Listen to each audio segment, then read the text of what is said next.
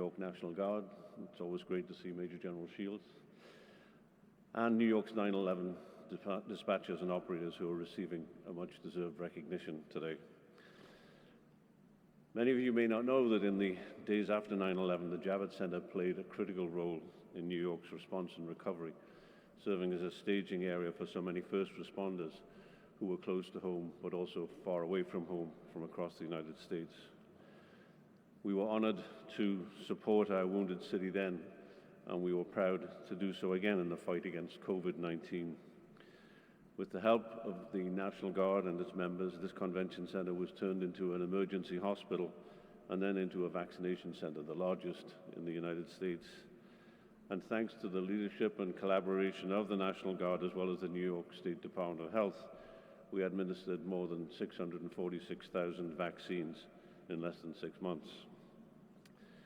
New York is stronger and safer today thanks to the work of the National Guard and their dedication to the safety and health of this great city and state. On a day that is tragic for so many of us, it's comforting to know that there are New Yorkers like these men and women who are ready to put their lives on the line to help those in need. And having spent the morning at Mikey Stadium watching the ceremonies and then the football game, which the Army won, incidentally, it reminds me how many more people are willing to do exactly that, and we should all recognize and applaud them for that sacrifice. On behalf of the Javits Center and all of our employees, I would particularly like to thank the Guard for everything they have done to support the Javits Center and our state. And now I'd like to introduce, I have the honor and the pleasure to introduce Governor Hochul.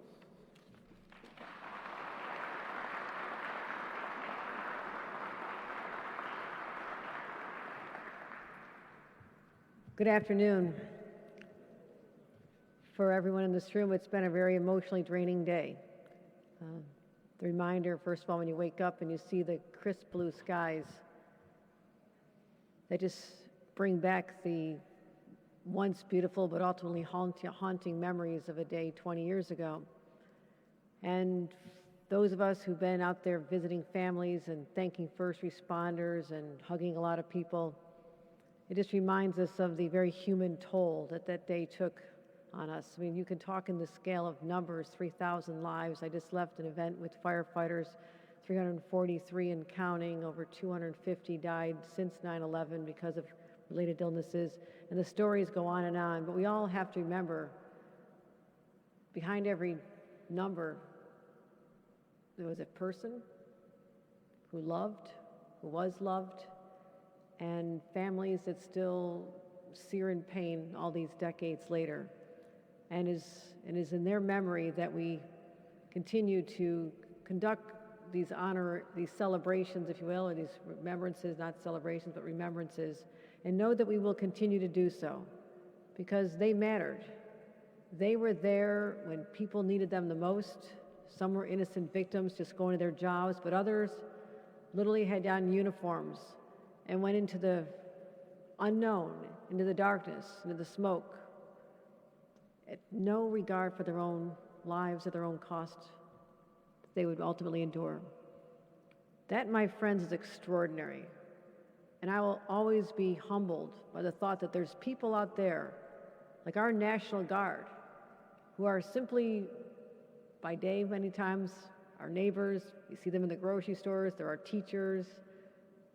There are laborers. There are friends. But when duty calls, they put on these uniforms, they suit up, and are willing to do something that I still find so incredibly powerful. The act of courage to be able to put themselves out there on the front lines, to do what they're required to do, and do it for all of us. And it occurs to me that the National Guard was really on site 9/11 20 years ago when the skies need to be protected because the threat came from the airs. The destruction came from the air. And immediately, our Air National Guard was deployed, and they showed up to protect the skies from these terrorists who weaponized airplanes. And I want to thank them And in my opinion, they never got the recognition they deserved. It's 20 years overdue, but I'm here to set that straight because I have seen what you've done, and I know what you continue to do. Some of you may have been there at the time, but those of you who also signed up after 9/11, and I think about the thousands of people who answered the call when I was much younger, little girl, when John Kennedy said, "Ask not what your country can do for you, but what you can do for your country." I believe that's why many of you are sitting here today as well. You felt that compelling need to do something in the aftermath of 9/11. You said, I'll do this, I'll sign up, I'll be there. And many of you ended up going to places like Afghanistan. And I had the opportunity as a member of Congress to see many members of the New York National Guard in battle fatigues. In a God-forsaken country, it looked like the moonscape when you flew over the mountains and you landed, and it was just so colorless. And out there I just saw these most incredible individuals, human beings separated by thousands of miles from their families and loved ones, from their normal lives. But they didn't think twice about it. They were there because they knew their country and their state needed them. As I said, I'll always be in awe of that. But today I'm joined by a number of elected officials who are here to honor you as well. All of us recognizing that we sleep better at night because you're willing to show up on a 9/11 or to show up in places like Afghanistan, or sometimes to show up with me in a sandbag up on Lake Ontario and help keep back Mother Nature to protect families and lives. You are always there when we need you. And I'm joined today by my brand new Lieutenant Governor, former Senator, Lieutenant Governor Brian Benjamin. I want to recognize him here today. I also want to recognize some of our elected officials from here locally. We have Senator Brad Hoylman, Senator Robert Jackson, Assemblyman Richard Gottfried, Assemblymember Peter Abate is here, and I'll explain why in a minute. Senator Andrew Gennardis, Senator John Brooks, and also our fantastic Manhattan Borough President Gail Brewer. Let's give them a round of applause for being here today. But while we can praise you, honor you, thank you, give you a nice proclamation ultimately, it's also what can we do to make sure that you are justly recognized? And sometimes that means changing the laws to recognize your service. And I just signed a number of pieces of legislation. And what we did, first of all, in the first bill, and this is sponsored by Assemblymember Peter Abate and Senator Andrew Gennardis, and I want to thank them for their leadership on this, expanding the criteria to define first responders who participated in the World Trade Center rescue in the first place. So there are a number of people left out. We wanted to make sure that everyone was included, and I want to thank them, and let's give them a round of applause for the legislation that they supported. We had a second bill that increased the accessibility in applying for World Trade Center benefits, and that was introduced, again, Assemblymember Peter Abate, who's recognized as a leader on these issues in the Assembly, but also Senator Diane Savino. Also, Bill number 3 I signed was expanding the definition of first responder to include communication workers. Senator John Brooks, thank you for your leadership on this.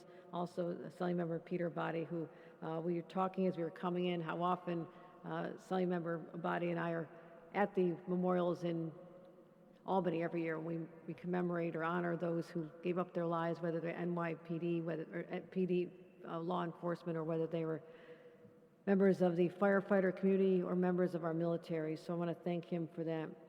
So we signed these bills to try and alleviate some of the burdens that are in place that make it more difficult for people to get the benefits that they deserve. They truly do deserve these.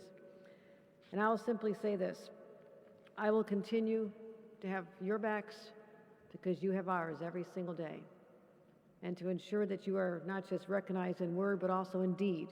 If there's other areas where we can do more to lift the burdens off of you because of the sacrifices that you make every single day, that is something I guarantee I will do. My administration will continue to fight for each and every one of you. So we'll stand by you, you stand by us. It's the pact we have. It's what we all agree to do when we run for office. We have a pact with our constituents. But what you do when you take your oaths and you put on this uniform is far, far, far more courageous. And I want to tell you how much we are grateful on behalf of 20 million New Yorkers who are proud to know that you are out there on the front lines, there to defend us and our beloved country. God bless America, God bless the state of New York, and I want to God bless the National Guard from the state of New York and keep you in his care. And I want to also recognize General Shields at this time, Raymond Shields, who's been leading what I consider the most courageous, the greatest, the most talented National Guard in the nation. I can say that because it's true. I want to call him up as I recognize him and let him know that we have your back as well, General Shields. Thank you for all you do. I've seen you literally in battle as you're fighting whether Mother Nature or man-made forces. I want to thank you for all you do, and it's quite extraordinary. And again, let's give a round of applause to the men and women of the National Guard of the state of New York. You are getting the recognition that has awaited you for over 20 years. It's happening right here, and we're very proud to do this. And I'll be presenting a proclamation to General Shields, which acknowledges just that. So thank you very much.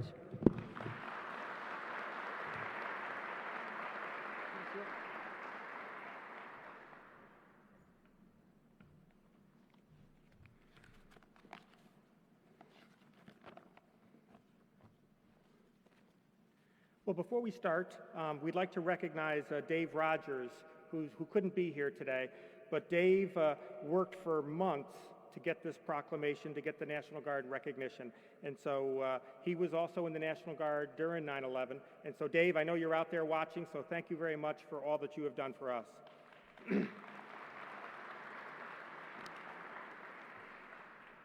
Well, good afternoon, everyone, and thank you for joining us today. Governor Hochul, thank you so much for taking time to recognize the New York National Guard and the state's defense forces. Your words regarding the performance of our soldiers and our airmen and the members of the Naval Militia and the New York Guard are truly appreciated. Especially today, on the 20th anniversary of the terrorist attacks of 9/11, you taking time to recognize those who gave their lives and those who served to protect us means so much to all of us. Today, across our country, Americans pause to remember the 2,977 who died on September 11, 2001.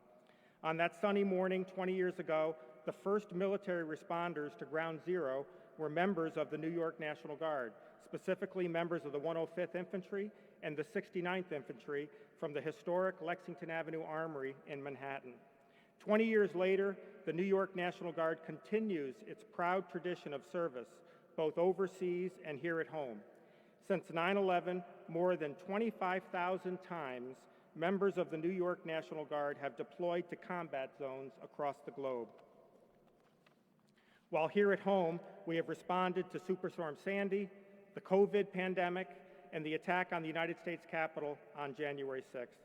Governor Hochul, the Commander-in-Chief of the New York National Guard and our state defense forces, we are committed to our motto, always ready, always there.